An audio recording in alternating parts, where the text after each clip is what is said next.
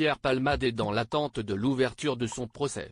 Sous l'emprise de drogue, l'humoriste avait provoqué un grave accident en Seine-et-Marne dans la soirée du 10 février 2023.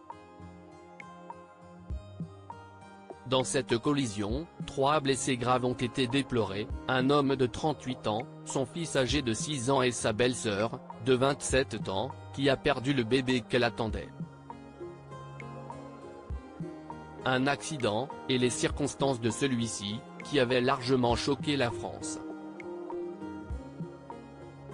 Parti près de Bordeaux pour suivre notamment une cure de désintoxication, Pierre Palmade sera jugé prochainement devant le tribunal pour blessure involontaire et non plus pour homicide involontaire, comme l'a révélé la juge d'instruction chargée de l'enquête le 27 mai.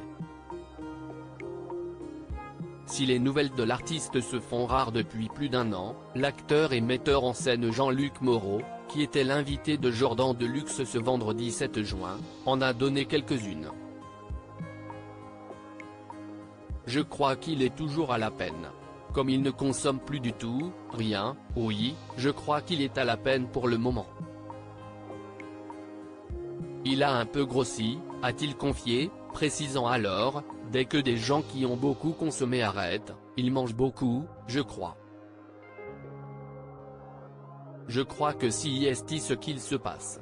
Pierre Palmade, Muriel Robin, Michel Larocque, Véronique Sanson. Les femmes de sa vie. Pierre Palmade isolé après son accident. Ces informations sur l'humoriste de 56 ans, Jean-Luc Moreau ne les tient pas de Pierre Palmade lui-même, mais d'amis communs, même s'il n'est plus trop en odeur de sainteté auprès du milieu du spectacle. Des faits confirmés par le réalisateur qui a révélé que l'artiste avait malheureusement très peu de contact avec ses anciens proches du milieu. Il y en a beaucoup qui l'ont zappé, a-t-il dévoilé. Quant à la décision de Muriel Robin et de Michel Larocque, très proches de Pierre Palmade pendant des années, de ne plus lui parler, Jean-Luc Moreau a indiqué qu'il ne souhaitait pas en parler, que c'était trop personnel, je ne sais pas exactement la nature des rapports qu'ils avaient. Malgré tout, l'humoriste peut au moins s'appuyer sur le soutien de son ami François Rollin, qui reste l'une des rares figures du show business à le soutenir.